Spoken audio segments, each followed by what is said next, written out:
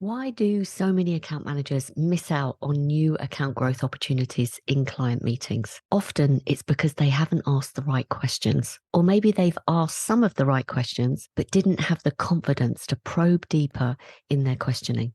And while some people seem to have just like a natural ability for questioning, for many, it's a skill they need to learn and practice. I'm Jenny Plant, the creator of the Account Accelerator, a 12-month training and coaching program that's specifically designed to build an entrepreneurial mindset in account management. I created this mini podcast series to show you how you can develop a more entrepreneurial mindset in your account managers, which means that they can increase the lifetime value of existing clients, grow the accounts, and generate referrals, which means you can maintain a healthy sales pipeline from your existing accounts, and it frees you up to generate net new business. In this session, I'm going to share why investing the time to help your account managers ask better questions could make a big difference to your bottom line, particularly when it comes to increasing client lifetime value. So the first thing you need to know is that teaching your account managers to ask better questions is only part of the puzzle, because recognizing and diagnosing client challenges so that they can ultimately identify those commercial opportunities also requires great listening skills. So as well as knowing how to ask great questions and probe deeper when they need to, your account managers also need to understand how to listen, and crucially, what they're listening for, which means you also need to create the right environment for them to ask great questions. Some of this comes back to what we discussed over the last few sessions. So, for example, making sure you have effective internal client services practices, and these are being followed consistently by your account managers.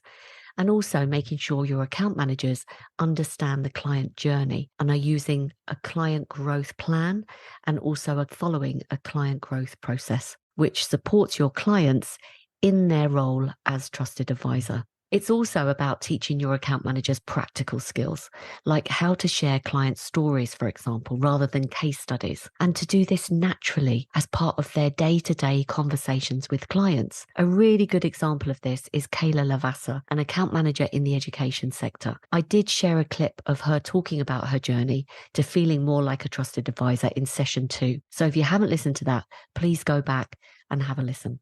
Giving account managers accountability for improving and streamlining your client journey is important too, because not only does this demonstrate their value and that their contribution can make or break a client relationship, it can also help you understand why your account managers aren't performing in certain areas, and ultimately put a solution in place to turn things around. For example, the reason many account managers feel awkward asking for referrals and testimonials is because it can feel like an add-on or an afterthought. After working closely with a client for a number of months or years, for example, they're suddenly expected to email or call them out of the blue to ask for referrals, which can feel really awkward and a bit grabby, and make them worry it's going to damage the relationship. When your account managers have more accountability for creating an effective client journey, they can build asking for testimonials and referrals into that journey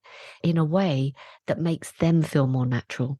And when something is part of a process, i.e. it's just something you do at a certain stage of the process, and you have all the resources you need to do it, such as email templates, call scripts, prompts, etc., it's far more likely to get done. This is something Richard Long noticed had changed in his agency when they invested in upskilling their account management team. Here's what he had to say about it. There's a different mindset. People now asking for quarterly business reviews who'd never done that, had just kind of taken the relationship as a given, even down to things like referrals. Suddenly people are saying, oh, I've asked this client for this relationship and she's actually given me 2. That, I think, is a really positive kind of step forward. Another advantage of upskilling your account managers in this area, and one many agency owners overlook, is reducing risk. In other words, they're far more likely to be able to recognize client red flags. So let's say, for example, a client that may already be considering ending their retainer when the renewal date rolls around and puts in place the necessary changes to ensure that doesn't happen. But of course, knowing how to ask great questions is one thing. Your account managers need to be able to apply those skills in context. And most often, this will be in a client meeting. We'll look at how to get account managers to add value in your agency from day one and reduce churn in the next episode.